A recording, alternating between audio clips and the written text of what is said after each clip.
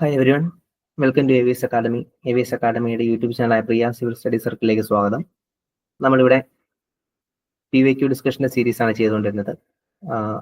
എക്കണോമിക്സിൻ്റെ രണ്ട് മുൻ വർഷത്തെ ചോദ്യങ്ങൾ നമ്മൾ ഡിസ്കസ് ചെയ്തു. 2014 15 വർഷങ്ങളിലെ ചോദ്യങ്ങൾ നമ്മൾ കണ്ടു കഴിഞ്ഞു.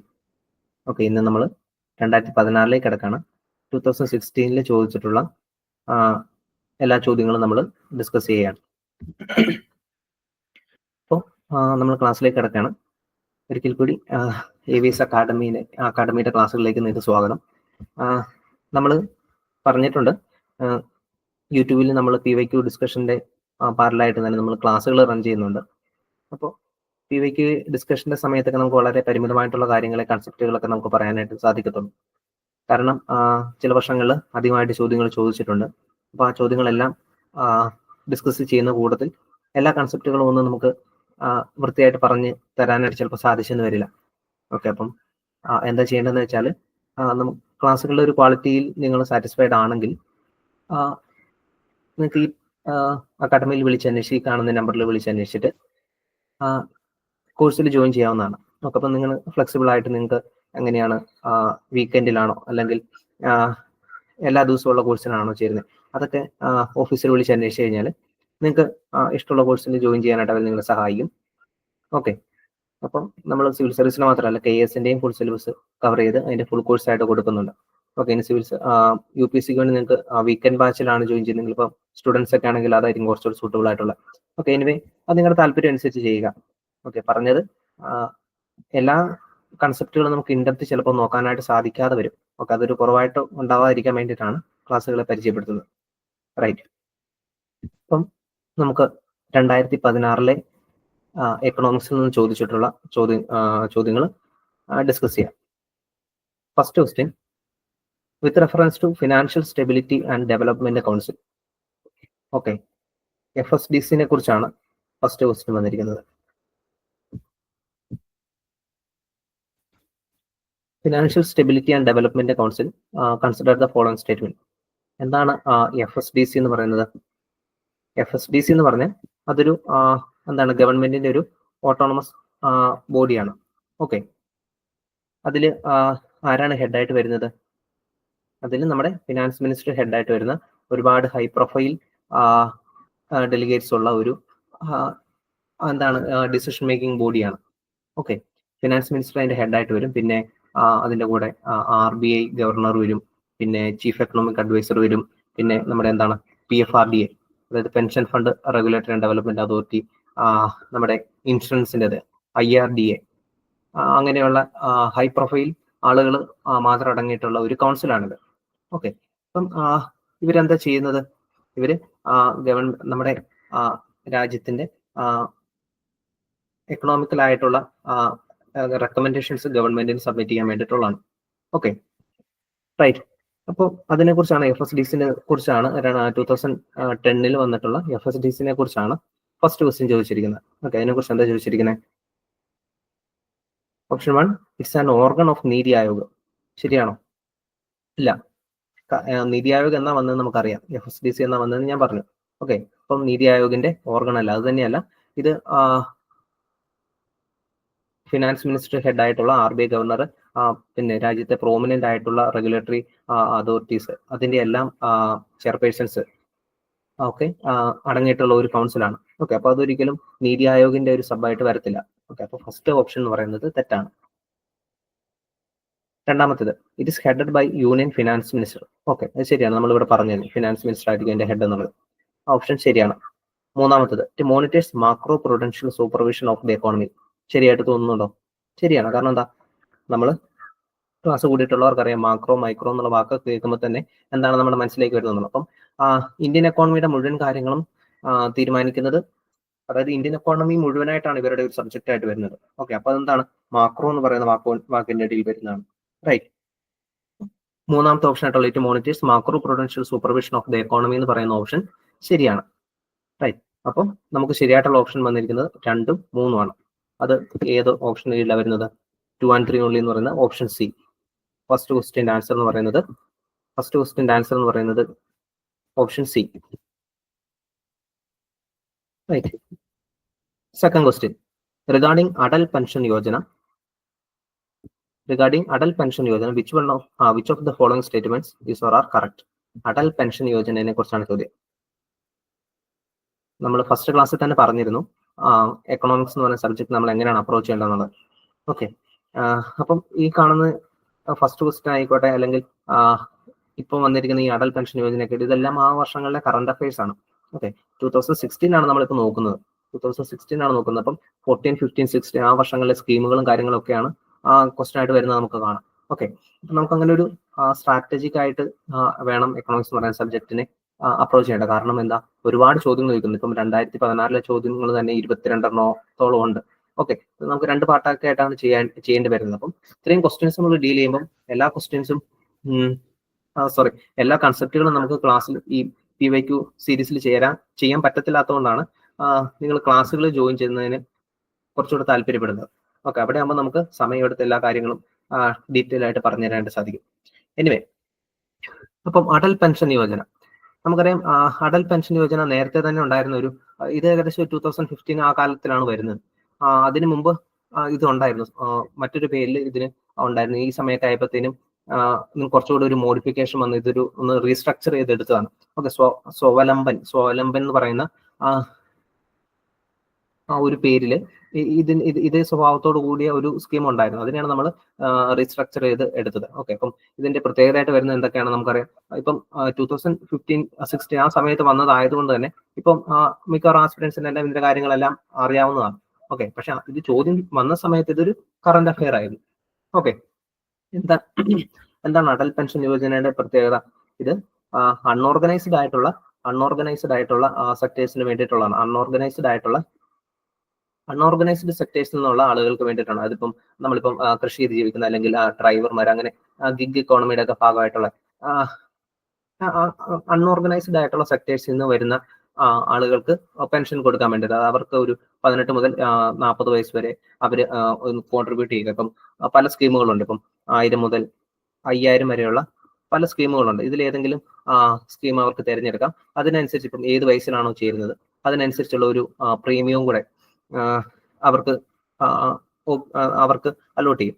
ഓക്കെ, ഇനി അതനുസരിച്ച് കോൺട്രിബ്യൂട്ട് ചെയ്ത് കഴിയുമ്പോൾ എന്ത് ചെയ്യും? ഇവർക്ക് പെൻഷൻ അത് ആ സമയമായി കഴിയുമ്പോൾ, പെൻഷൻ സ്വീകരിക്കേണ്ട സമയമായി കഴിയുമ്പോൾ ഈ 5000 ഏത് സ്കീമാണ് എടുത്തിട്ടുള്ളത്, 5000, 2000, 3000, 4000, 5000 ഇതിലേതിലാണോ എടുത്തിട്ടുള്ളത് ആ പെൻഷൻ അവർക്ക് കിട്ടും. ഇനി ഈ സബ്സ്ക്രൈബർ മരിച്ചു കഴിയുമ്പോൾ അവരുടെ കാലശേഷം ആർക്കാണ്? സ്പൗസിന് കിട്ടും. ഓക്കെ, ഈ എത്ര എമൗണ്ട് ആണ് അവർ ഓപ്റ്റ് ചെയ്തിരുന്നത് ആ ഫുൾ എമൗണ്ട് കിട്ടും. ഓക്കെ, ഇനി സ്പൗസിന്റെ കാലശേഷം എന്ത് സംഭവിക്കും? ഇവരുടെ ഈ കോർപ്പസ് എമൗണ്ട് ഉണ്ടല്ലോ, അതായത് ഇവർ കോൺട്രിബ്യൂട്ട് ചെയ്ത മുഴുവൻ എമൗണ്ട്, ആ എമൗണ്ട് നോമിനി ആയിട്ട് ആരാണ് വെച്ചിരിക്കുന്നത് അവർക്ക് കിട്ടും. അപ്പം അത്രയും വലിയൊരു സ്കീമാണ് അടൽ പെൻഷൻ യോജന എന്ന് പറയുന്നത്.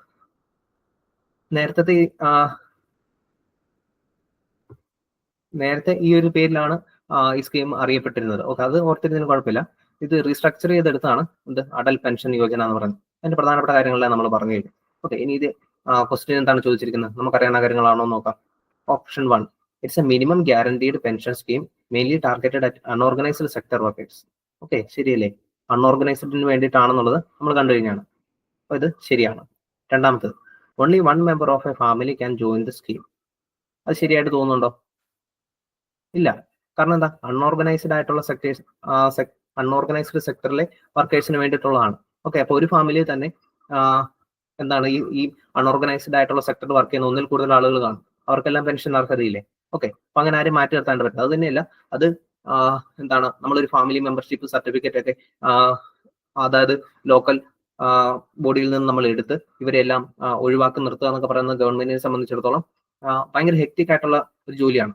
ഓക്കെ, ഒരു കുടുംബത്തിൽ നിന്ന് ഒരാൾക്ക് കൊടുക്കത്തുള്ളൂ എന്ന് പറയുമ്പോഴത്തേനും ഇത് ഒരു കുടുംബത്തിലെ ആളുകളാണോ എന്നൊക്കെ കണ്ടുപിടിക്കണമെങ്കിൽ വളരെ ഹെക്റ്റിക് ആയിട്ടുള്ള ജോലിയാണ് ഗവൺമെന്റിനെ സംബന്ധിച്ചിടത്തോളം. അങ്ങനെ കോമൺ സെൻസ് വെച്ച് ചിന്തിച്ചു കഴിഞ്ഞാൽ തന്നെ നമുക്ക് മനസ്സിലാവും, ഒരു മെമ്പറിനല്ല, ഒരു ഫാമിലിയിൽ നിന്ന് ഒരു മെമ്പറിൽ നിന്നല്ല, ഓരോ ഇൻഡിവിജ്വലിനും കിട്ടും.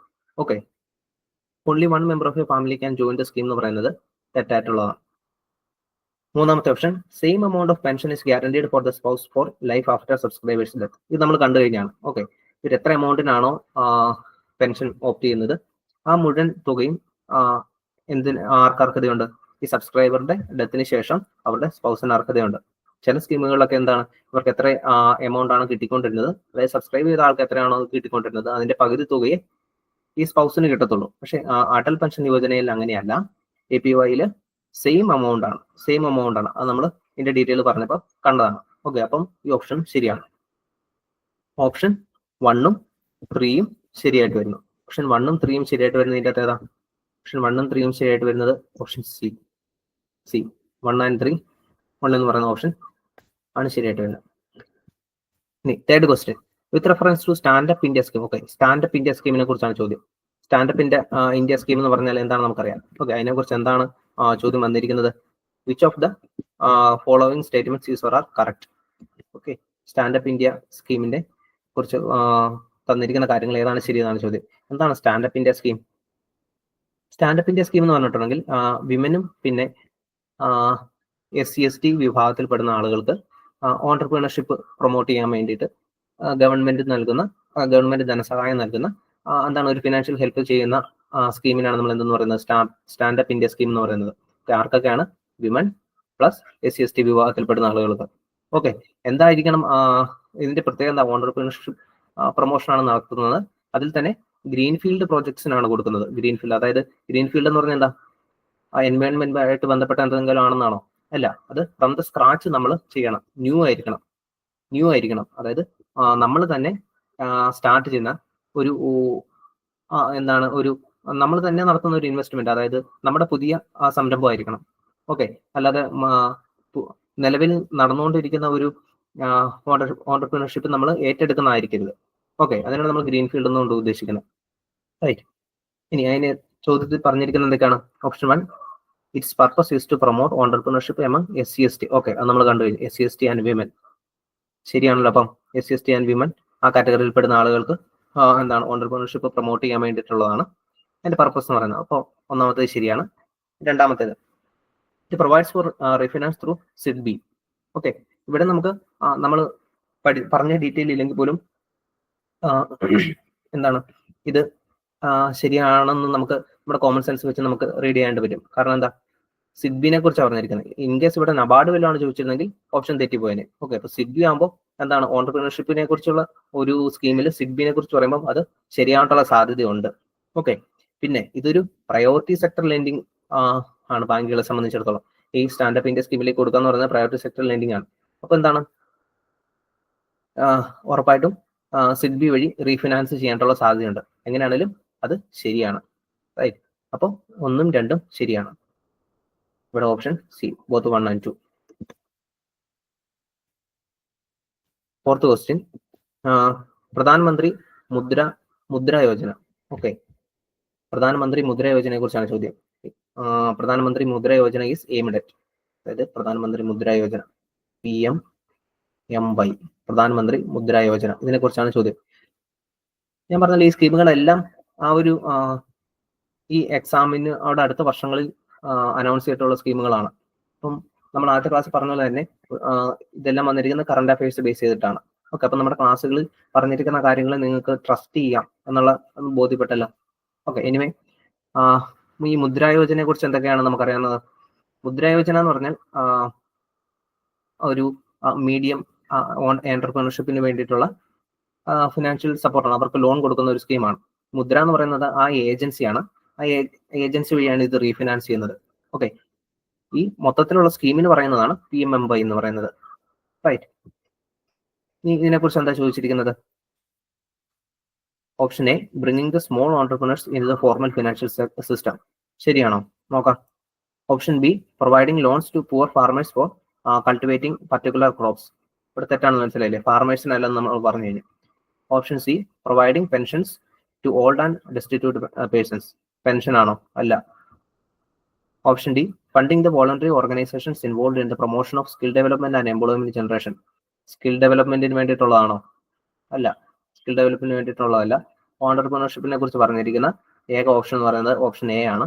അതുകൊണ്ട് ഇതാ ഓപ്ഷൻ എ തന്നെയാണ് ശരി. Right.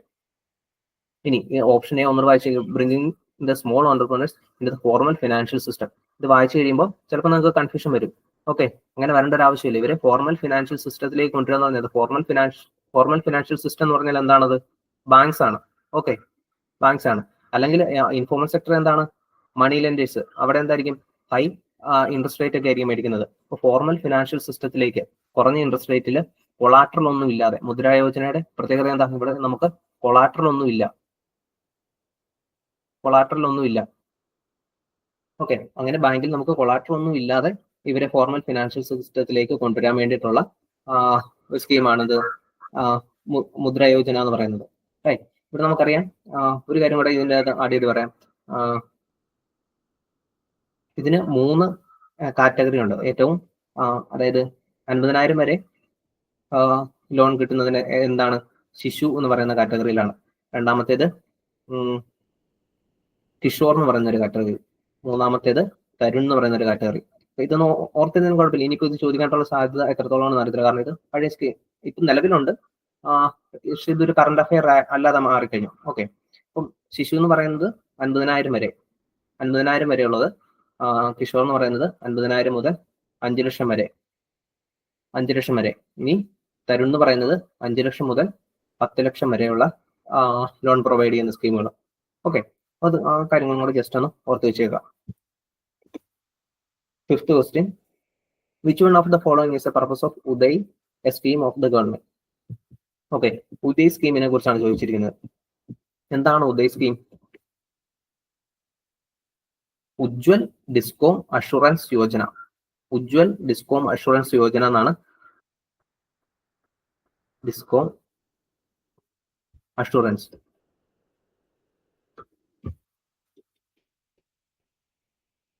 Ujjwal discom assurance Yojana. Okay, ഇതിനെ കുറിച്ച് എന്താണ് ചോദിച്ചിരിക്കുന്നത്? എന്താണ് ഈ ഡിസ്കോം എന്ന് പറഞ്ഞാൽ എന്താണ്? ഡിസ്കോം എന്ന് പറഞ്ഞാൽ ഡിസ്ട്രിബ്യൂഷൻ കമ്പനീസ്, അതായത് ഇലക്ട്രിസിറ്റി ഡിസ്ട്രിബ്യൂഷൻ കമ്പനീസിനാണ് നമ്മൾ ഡിസ്കോം എന്നുകൊണ്ട് ഉള്ള വാക്കുകൊണ്ട് ഉദ്ദേശിക്കുന്നത്. ഓക്കെ, അപ്പം ഇലക്ട്രിസിറ്റി ആയിട്ട് ബന്ധപ്പെട്ട എന്തോ സ്കീമാണ്. നമുക്ക് ഇതിന്റെ ഫുൾ ഫോം അറിയാമെങ്കിൽ തന്നെ നമുക്കിത് മനസ്സിലാവും. ഓക്കെ, മിക്കവാറും സ്കീമുകൾക്ക് അതിന്റെ ഫുൾ ഫോം നമുക്ക് മനസ്സിലായെങ്കിൽ തന്നെ ഇനി ചില പേരുകൾ ഇംഗ്ലീഷിലായിരിക്കും, മിക്കവാറും പേരുകളൊക്കെ ഹിന്ദിയിലായിരിക്കും.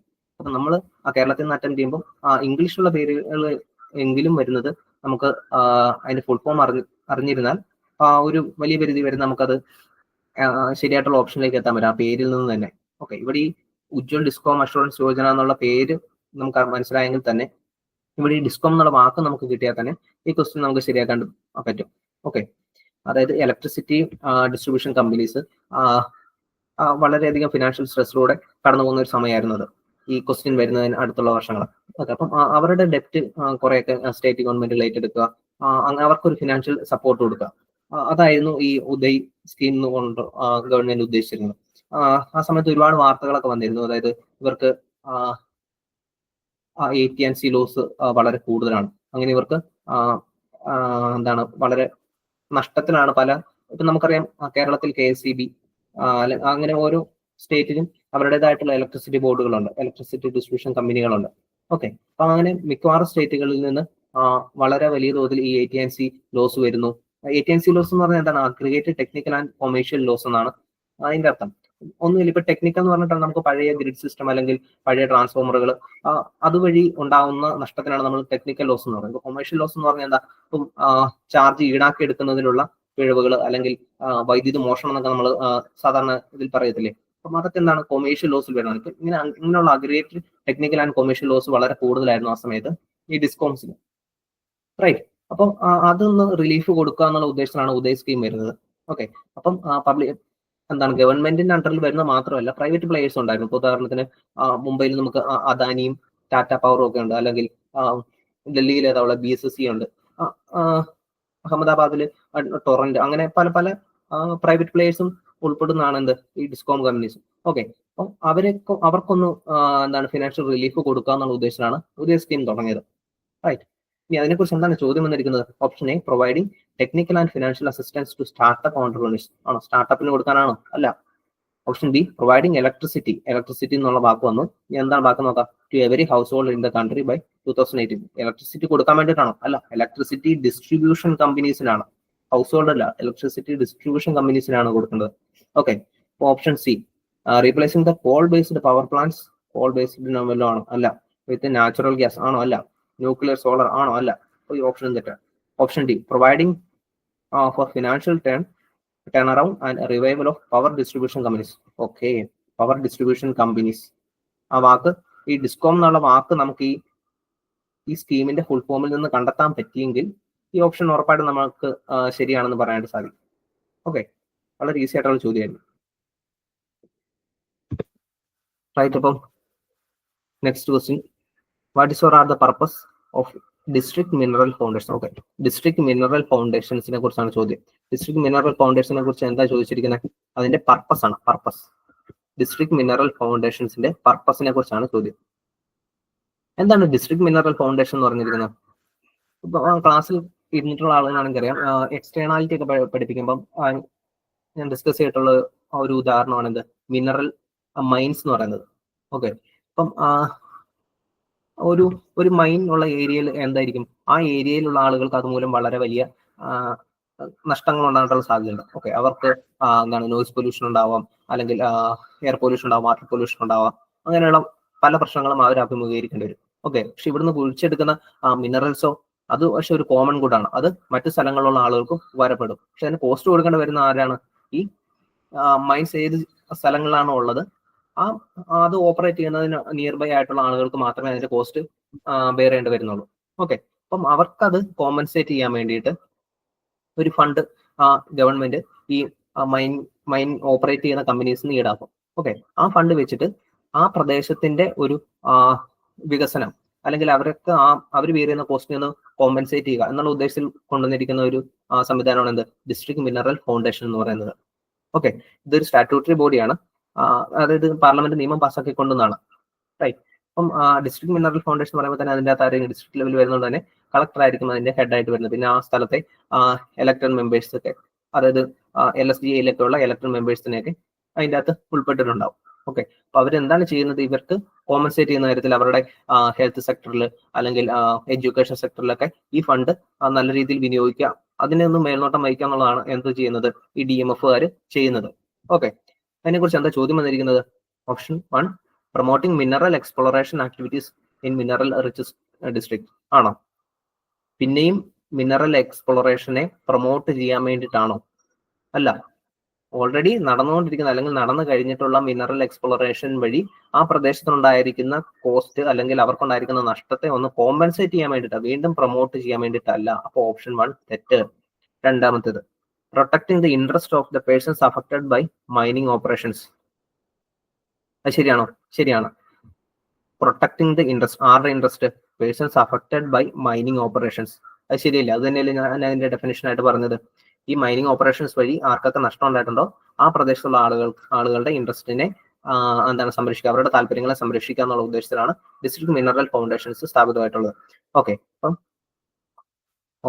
രണ്ടാമത്തേത് ശരിയാണ്. ഇനി മൂന്നാമത്തേതോ? Authorising state governments to issue licence for mineral exploration ആണോ? ശരിയാണോ? അല്ല, സ്റ്റേറ്റ് ഗവൺമെന്റ്സിനെ എന്താണ് ചുമതലപ്പെടുത്തിയാണോ അവർക്ക് ലൈസൻസ് കൊടുക്കാൻ വേണ്ടിയിട്ട്?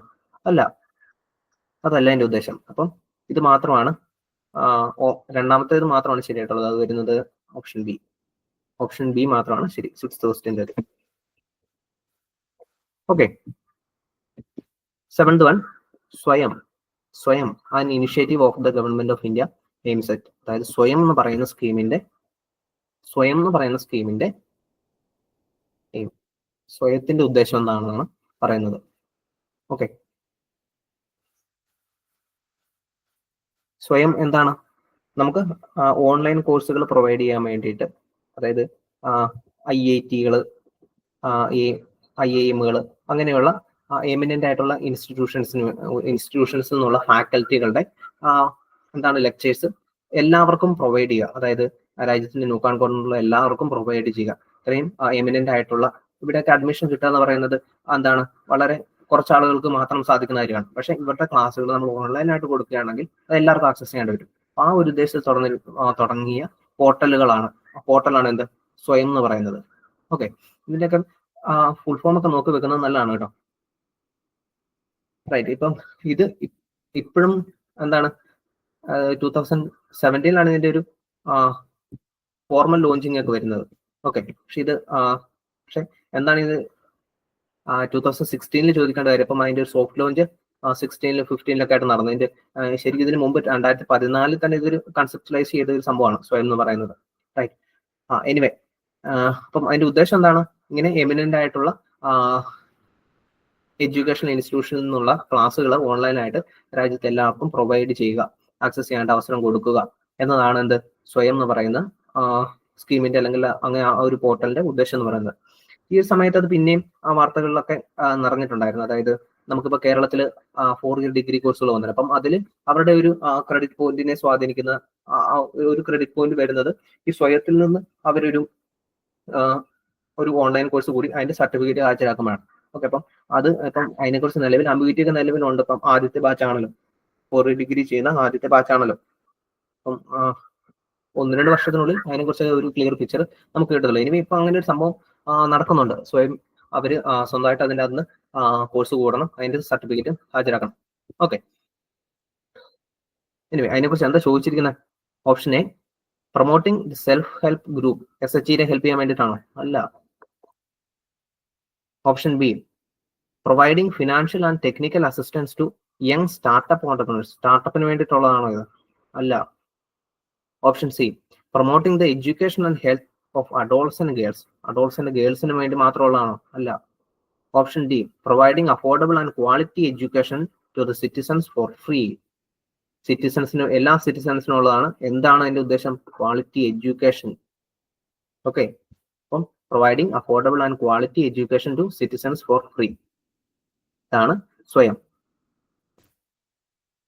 8th question. Regarding DigiLocker, sometimes seen in the news, which of the following statements is correct? DigiLocker എന്താണ്? നമുക്ക് നമ്മുടെ ഡോക്യുമെന്റ്സ് അല്ലെങ്കിൽ മറ്റ് സർട്ടിഫിക്കറ്റുകൾ അതെല്ലാം എന്താണ് ഒരു ഇലക്ട്രോണിക് ഫോർമാറ്റിലേക്ക് മാറ്റിയിട്ട് ഒരു ഡിജിറ്റൽ ലോക്കറിലാക്കുന്ന സംവിധാനത്തെയാണ് നമ്മൾ എന്താ പറയുന്നത്? DigiLocker എന്ന് പറയുന്നത്. ഓക്കെ, അതിനെ കുറിച്ച് എന്താണ് ചോദിച്ചിരിക്കുന്നത്? ഒന്നാമത്തേത്, ഇറ്റ്സ് എ ഡിജിറ്റൽ ലോക്കർ. ശരിയാണ്, ഡിജിറ്റൽ ലോക്കർ ആണ്. Digital locker system offered by the government under digital India program. ശരിയാണ്. ഡിജിറ്റൽ ഇന്ത്യ പ്രോഗ്രാം അതിന്റെ കീഴിലാണ് വരുന്നത് എന്നുള്ളത് നമുക്ക് പ്രത്യേകം പറഞ്ഞില്ലെങ്കിലും അറിയാം. ഓക്കെ, ഡിജിറ്റൽ ലോക്കർ സിസ്റ്റം എന്നാണ് പറഞ്ഞിരിക്കുന്നത്. ശരിയാണ്. രണ്ടാമത്തേത്, it allows you to access your documents irrespective of your physical location. അത് ശരിയാണല്ലോ. കാരണം എന്താ, ഡോക്യുമെന്റ് ആണെങ്കിൽ നമുക്ക് നമ്മുടെ ഫിസിക്കൽ ലൊക്കേഷൻ എവിടെയാണെങ്കിലും നമുക്ക് അത് ഡൗൺലോഡ് ചെയ്തെടുക്കുന്നതിന് എന്തെങ്കിലും തടസ്സമുണ്ടോ? ഇല്ല. ഇത് വളരെ ഈസി ആയിട്ടുള്ള ക്വസ്റ്റൻ ആയിരുന്നു. 1 2 ശരിയാണ്. 1 and 2 വരുന്നത് both 1 and 2. Option C. 8th question answer option C. 9th one, mission Indradhanush. Okay, mission ഇന്ദ്രധനുഷിനെ കുറിച്ചാണ് ചോദ്യം. Mission Indradhanush launched by the government of India pertains to. അതായത് അതിന്റെ ഉദ്ദേശം എന്താണ്? മിഷൻ ഇന്ദ്രധനുഷിന്റെ ഉദ്ദേശം എന്താണെന്നാണ്. മിഷൻ ഇന്ദ്രധനുഷ് എന്തുമായിട്ട് ബന്ധപ്പെട്ടാണ്? ഇമ്മ്യൂണൈസേഷനുമായിട്ട് ബന്ധപ്പെട്ടാണ്. ഇമ്മ്യൂണൈസേഷൻ, അതായത് വാക്സിൻ ഒക്കെ കൊടുത്ത് ഇമ്മ്യൂണൈസേഷൻ ഒരു ഇമ്മ്യൂണൈസേഷൻ ഡ്രൈവാണ് മിഷൻ ഇന്ദ്രധനുഷിലൂടെ ഉദ്ദേശിക്കുന്നത്. ഇതൊരു അംബ്രല്ല സ്കീമാണ്. ഇതിന്റെ കീഴിൽ എന്താണ് ഇപ്പൊ പോളിയോ, ഡിഫ്തീരിയ അല്ലെങ്കിൽ TB അങ്ങനെയുള്ള പല രോഗങ്ങൾക്കുള്ള വാക്സിനേഷൻ ഡ്രൈവുകളെല്ലാം കൂടെ ചേരുന്ന ഒരു അംബ്രല്ല സ്കീമാണ് എന്ന് പറയുന്നത് മിഷൻ ഇന്ദ്രധനുഷ് എന്ന് പറയുന്നത്. അതിനെ കുറിച്ച് എന്താ ചോദ്യം വന്നിരിക്കുന്നത്? Option A, immunisation of children and pregnant women. ശരിയാണോ? ഇമ്മ്യൂണൈസേഷൻ ആണ്. ശരിയാണ്. ഓപ്ഷൻ ബി ശരിയാണോ നോക്കാം. Construction of smart cities across the. Smart city ആണോ? അല്ല. Option C, India's own search for the earth like planets. Indradhanush എന്നുള്ള വാക്കൊക്കെ കേട്ടിട്ട് ഞാൻ മുമ്പേ പറഞ്ഞിരുന്നു നിങ്ങൾ പേര് കൂടി ശ്രദ്ധിക്കണം എന്ന്. ഓക്കെ, ഇവിടെ പേര് മാത്രം ശ്രദ്ധിച്ച് കുഴപ്പത്തിൽ ചാടില്ല. ഇന്ദ്രധനുഷ് എന്നുള്ള പേരൊക്കെ കേട്ട് കഴിയുമ്പോഴത്തേനും എന്താണ് earth like planets in the outer space എന്നൊക്കെ കണ്ടു കഴിഞ്ഞാൽ അവിടെ കയറി കുത്തരുത്. ഓക്കെ, അത് തെറ്റാണ്. Option D, new educational policy. ഒരു ബന്ധമില്ല, അത് തെറ്റാണ്. അപ്പോൾ ഓപ്ഷൻ എ ആണ് ശരിയായിട്ടുള്ള answer. 10th one, which of the following is or are the advantage of practicing drip irrigation? Okay, അപ്പോൾ അത് അഗ്രികൾച്ചർ സെക്ഷനിൽ നിന്ന് വന്നിട്ടുള്ള ചോദ്യമാണ്. ഡ്രിപ്പ് ഇറിഗേഷൻ എന്താണ്? ഡ്രിപ്പ് ഇറിഗേഷൻ എന്ന് പറഞ്ഞാൽ അതായത് നമ്മുടെ ഒരു നമ്മൾ നട്ടു വെച്ചിരിക്കുന്ന പ്ലാന്റിന്റെ അതിന് ഡിസൈഡ് ആയിട്ടുള്ള എമൗണ്ടിൽ ഡിസൈഡ് ആയിട്ടുള്ള സ്ഥലത്ത് മാത്രം വെള്ളം കൊടുക്കുന്നതിനാണ് നമ്മൾ എന്തെന്ന് പറയുന്നത്? ഡ്രിപ്പ് ഇറിഗേഷൻ എന്ന് പറയുന്നത്. ഓക്കെ, അല്ലെങ്കിൽ നമ്മൾ ഓസിലൂടെ അല്ലെങ്കിൽ ബക്കറ്റിൽ കൂടി അല്ലെങ്കിൽ കനാൽ ഇറിഗേഷൻ വഴിയോ ഒക്കെ കൊടുക്കുമ്പോൾ എന്ത് ചെയ്യും? ഒരുപാട് വാട്ടർ ലോസ് ഉണ്ടാവും. ഓക്കെ, അത് വെറുതെ വെള്ളം ഒരുപാട് പാഴായി പോകും. ഓക്കെ, ഡ്രിപ്പ് ഇറിഗേഷൻ കൊടുക്കണമെങ്കിലോ കറക്റ്റ് ഏത് ചെടിക്കാണോ കൊടുക്കുന്നത് ആ ചെടിയുടെ ചൂട്ടിൽ മാത്രം വെള്ളം വേണ്ട അളവിൽ മാത്രം ഡ്രിപ്പ് ഇറിഗേഷൻ വഴി കൊടുക്കുന്നതാണ് നമ്മൾ ഈ ഒരു സംവിധാനം വഴി ഉദ്ദേശിക്കുന്നത്. ഓക്കെ, ഇനി അതിനെക്കുറിച്ച് എന്താ ചോദ്യം വന്നിരിക്കുന്നത്? എന്താ ഒന്നാമത്തേത് റിഡക്ഷൻ ഇൻ വീട്.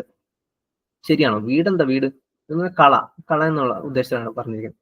അപ്പം ആ കളകൾ കുറയുമോ? കളയുടെ ശല്യം കുറയുമോ? തീർച്ചയായിട്ടും കുറയും. കാരണം എന്താ, നമ്മൾ കറക്റ്റ് നമ്മുടെ ഡിസൈഡ് ആയിട്ടുള്ള പ്ലാന്റിന് ഡിസൈഡ് ആയിട്ടുള്ള സ്ഥലത്ത് മാത്രം, അതായത് കറക്റ്റ് ഒരു ചെടിയുടെ ചുവട്ടിൽ മാത്രം കൊടുക്കുമ്പോൾ എന്ത് ചെയ്യും? ഇവിടെ മാത്രം ചെടിയുടെ ചുവട്ടിൽ മാത്രം കൊടുക്കുമ്പോൾ എന്ത് ചെയ്യും? ചെടിക്ക് മാത്രമായിട്ട് ആ വെള്ളം ഉപയോഗപ്പെടുത്താനായിട്ട് വരും. അതേസമയം നമ്മൾ വേറെ ഒരു കനാൽ ഇറിഗേഷൻ വഴി വേറെ എന്തെങ്കിലും രീതിയിലൊക്കെ കൊടുക്കുകയാണെങ്കിലോ ഇവിടെ എല്ലാം വെള്ളം എത്തും, ഇവിടെ എല്ലാം കളകൾ വരും. ഓക്കെ, അപ്പം ഇവിടെ എല്ലാം വീടുണ്ടാവും. ഓക്കെ, അപ്പം ഡ്രിപ്പ് ഇറിഗേഷൻ കൊടുക്കുകയാണെങ്കിൽ റിഡക്ഷൻ ഇൻ വീട് എന്ന് പറയുന്ന ഓപ്ഷൻ ശരിയല്ലേ? ശരിയാണ്. ഓക്കെ, രണ്ടാമത്തേത് റിഡക്ഷൻ ഇൻ സോയിൽ സലൈനിറ്റി. ഇത് വേണമെങ്കിൽ നമുക്ക് ശരിയാണെന്ന് പറയാം, പക്ഷേ ഇത് പൂർണ്ണമായിട്ടും ശരിയാണെന്ന് പറയാൻ പറ്റില്ല. കാരണം എല്ലായിടത്തും ഈ സോയിൽ സലൈനിറ്റിയുടെ പ്രശ്നമൊന്നും അത്ര കാര്യമായിട്ട് വരത്തില്ല.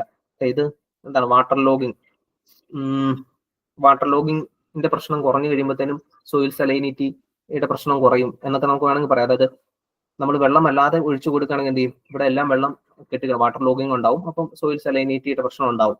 ഓക്കെ, അപ്പം അത് കുറയ്ക്കാൻ വേണ്ടിയിട്ട് ഡ്രിപ്പ് ഇറിഗേഷൻ വഴി സാധിക്കുമോ എന്ന് വെച്ചാൽ സാധിക്കും. പക്ഷെ അത് എല്ലായിടത്തും ഈ സോയിൽ സലൈനിറ്റിയുടെ പ്രശ്നമൊന്നും വരുന്നില്ല. അതുകൊണ്ട് ഈ ഓപ്ഷൻ പാർഷ്യലി ശരിയാണ്. ഓക്കെ, ഇനി നമുക്ക് ബാക്കി ഓപ്ഷൻ കൂടെ പറഞ്ഞാലേ അത് ശരിയാത്തോ ഏതാണ് ഒഴിവാക്കേണ്ടത് നമുക്ക് പറയാനായിട്ട് പറ്റത്തുള്ളൂ. അപ്പൊ ഇത് പാർഷ്യലി ശരിയാണ്. മൂന്നാമത്തേത് റിഡക്ഷൻ ഇൻ സോയിൽ ഇറോഷൻ.